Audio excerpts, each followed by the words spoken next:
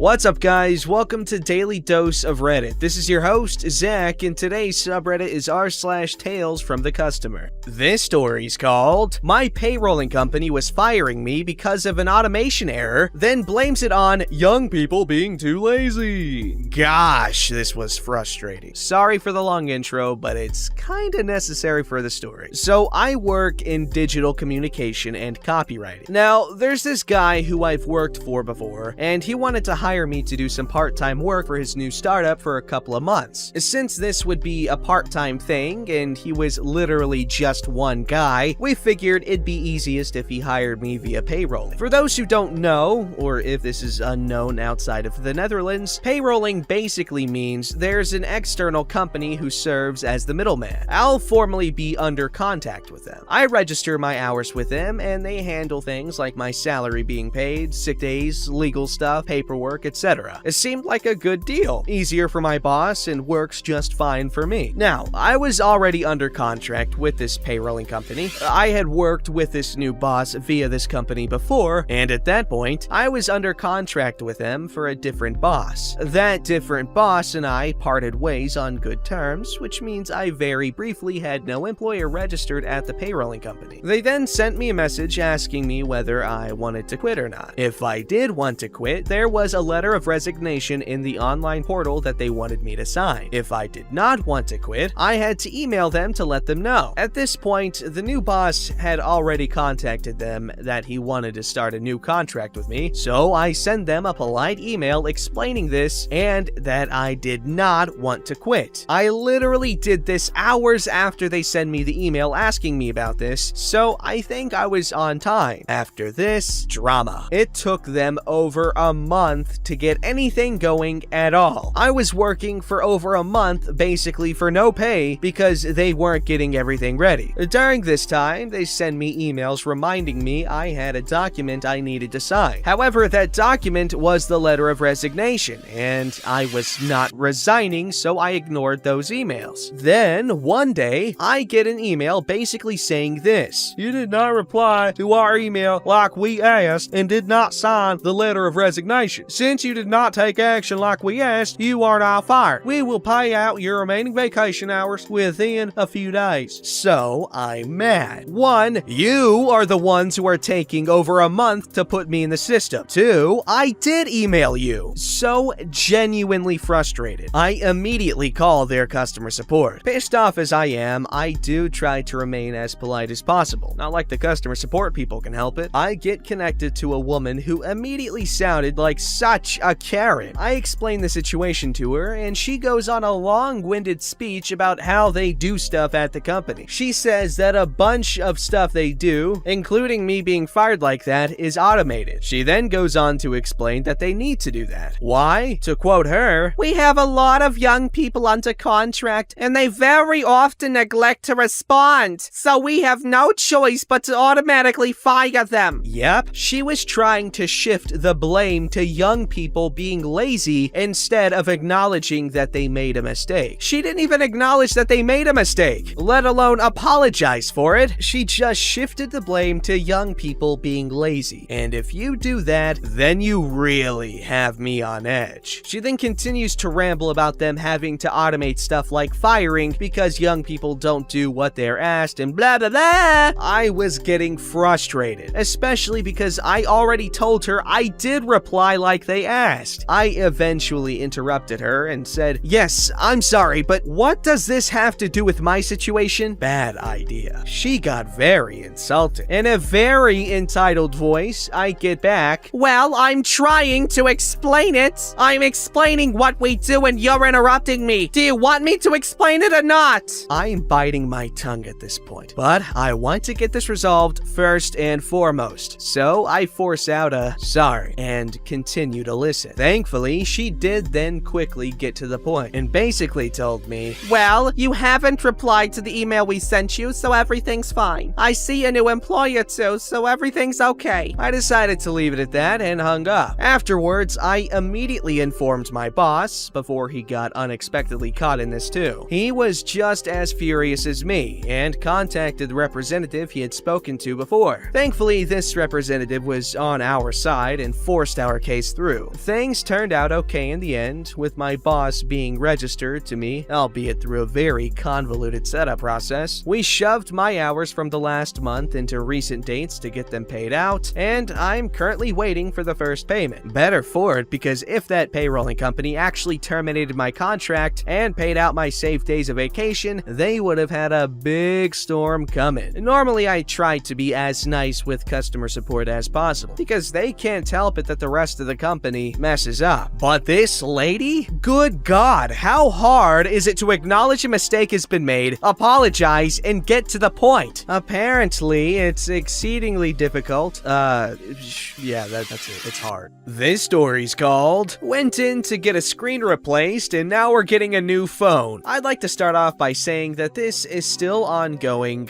but I believe it is coming to an end soon. If it doesn't, I might go full Karen. It's been almost a week. Also, this is very long. Not long ago, my husband and I got new phones. Firstly, it was an absolute train wreck getting my husband's phone. If anyone is interested, I can explain that one another time. Regardless, brand new phone, one of those really expensive new phones, like over $1,000. This is very important. Well, unfortunately, we find out the hard way that said phone is designed to be as delicate as a wafer cup. Screen breaks within a month of him owning it. He's absolutely floored. I say we go to a local fix-em-up tech place to get the screen done. I make some calls, get pricing, so on. We go there to get it done. Right out of the gate, I have a super bad feeling about this whole exchange that's about to happen. The guy at the register is clearly still wet behind the ears. He spends 20 minutes struggling to figure out how to put into the computer that we want this specific phone screen replaced. At least 2 people try to come and help him before the manager finally comes out and has to redo the whole thing. It's already been easily 20 minutes. I had to wonder if this is normal. Important note, she asks for husband's passcode. I see her write it down and enter it into whatever was on the computer. We're told it will be done before close, and I was the emergency contact if anything happened. We show up 15 minutes to close, and the technician says we never gave them the passcode. They never even started to replace the screen. They never called me to ask. So they tell us 20 minutes, it'll be done, no big deal. Wow, that was fast. So an hour and a half goes by. Oh, a guy comes out and asks if we were having issues with the SIM card before we came in. No, we were not. Best they can do for us is give it a go again tomorrow. Something might be bent funny and that's why it's not reading the SIM now. They'll call me at 1 p.m. the next day. Wow, they're fast. 1 p.m. the next day. No call. Oh, I give it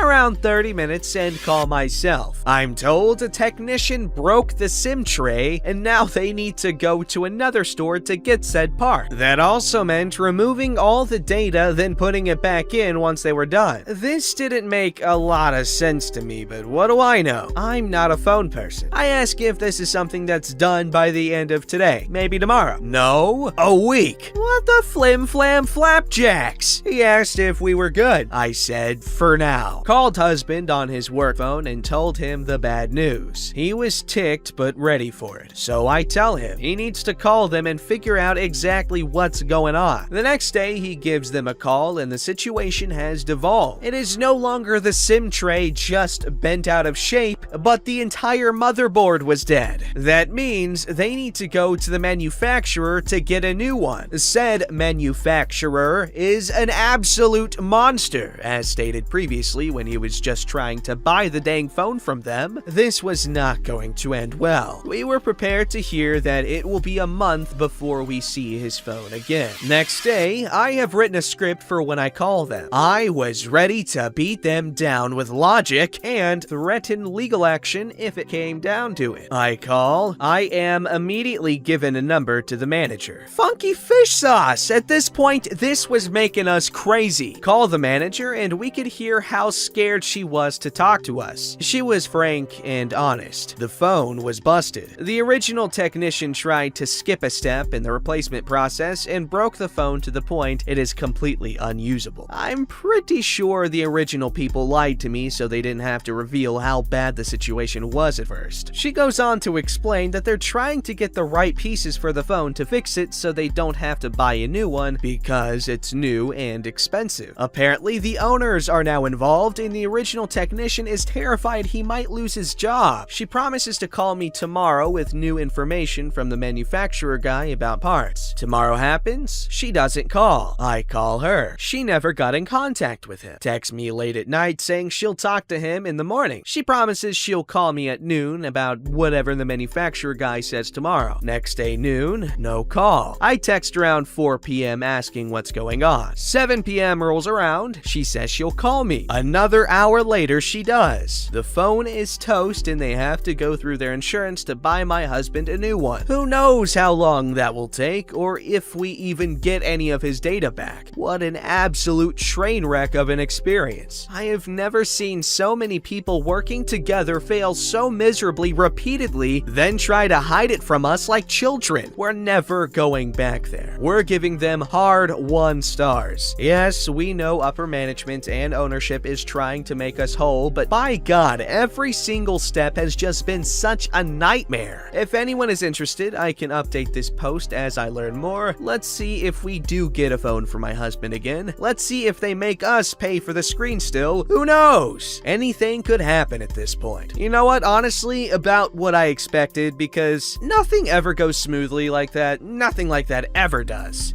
Especially when I'm assuming it's Apple, because Apple is notoriously stupid when it comes to anything customer service. They make good products. That's it. That's all they do. Everything else is poopy. And yes, I own the Samsung Galaxy S25G, so I know what I'm talking about. Alright, I'm not biased. I think the iPhones are like really, really nice, super fast. Like, I'm pretty sure the most powerful smartphone processor there is. In fact, the new one plus the last generations, like those are literally the top 2. This story's called Rant About Child's Treatment. Okay, so I'm just going to get this off my chest. My 15-year-old daughter had a bad bike accident and broke her arm. Severely so. Took her to the ER first day, was given a splint and sling and told to see ortho. Ortho wouldn't see her for 4 days. 2 days in, kid's in excruciating pain. Head back to ER only to find out her splint was done completely wrong. Get re-splinted and head out. Kid's still in horrible pain, even on RX pain meds, mostly struggling with muscle spasms. Kid doesn't sleep for days because of spasms. Finally see ortho, but instead of MD, we were given a PA. Okay, as long as they help, we are okay. Finally is given a low-dose muscle relaxer. Fantastic. But she's only given 10 2-milligram pills. Kid finally is able to rest and spasms are under control. At this point, we are 1 week out from injury. Kid's not taking RX pain meds, just Tylenol and Motrin and RX muscle relaxer. After 4 days, she runs out of muscle relaxer. I request refill and am denied because PA isn't comfortable refilling it. Again, she was given 10 2-milligram pills. They are the only relief this poor kid has had in a week. Puts her on RX anti-inflammatory, which does nothing for spasms and hurts her tummy. I'm so pissed off. I mean, I get not wanting to overprescribe a child, but on what planet is it okay to leave a patient suffering to cover your ass? It's not like he gave her 30 and she blew through them. We were judiciously dispensing them as it was. Now the weekend's coming and I'm pretty sure she's going to end up in the ER again because muscle spasms from bone break are no joke. I can see the muscles twitching and she is screaming in pain. I am so angry I'm crying and I'm scared to call back because the way they spoke to me prior. I don't want to look like a drug seeker because I'm not. I'm so frustrated. I just want my child to feel okay. I hate that in the US, anyone who needs any kind of controlled medication is treated like a criminal. It's heartbreaking watching your child suffer and having some a-hole PA act like she shouldn't need the only med that has actually helped her has me heated as firecrackers. I just had to get that off my chest because I am beyond upset right now. As a frequent sufferer of cramps, I feel ya, or feel her, because those suck, and I'm assuming muscle spasms are like, you know, rapid cramps, and those really suck probably, especially when you've got a broken arm. So yeah, give the kid meds. Yeah, give the kid meds. This story's called Hiding the 8-Ball When Asking for Donations for a Pro-Animal Group. Last night, I was at a big box pet supply store with my family, and outside was a couple of young men in matching polo shirts with a portable cannabis canopy and a folding table. On our way out of the store, they asked us if we'd like to make a donation for their charity that works to help unwanted animals. All of our pets, well, not the hamster, are from shelters. So I immediately reached for my wallet and pulled out $5. And he said they couldn't accept cash because of COVID-19. No problem, I'll make a donation with my credit card. He starts typing all my pertinent information into an iPad, including my card info, and then we get to the amount I would like to donate. The page is only listing monthly donation amounts, with no obvious one-time donation option. I told him that I wasn't going to subscribe for an ongoing monthly donation, but that I'd be happy to make a single donation. He told me that their system doesn't allow for that, but the email receipt will have a link to cancel future donations. Wonderful. I quickly noped out of there after having him erase my information. That is just sleazy to me. They know that a lot of people who would make a one-time donation will fall for it and then forget to cancel the subscription. It just rubbed me the wrong way. I've heard that a lot of charities that you see and encounter are scams. That's just what I've heard. I don't know if that's true, but I've heard that. One of my favorite sources of financial information and schemes and scams is Frank Reynolds. Absolute genius and master of all things money. If you know who he is, you know what I'm talking about. You know what I mean? If you know, you know. Don't forget to like, subscribe, and hit that bell to never miss an episode.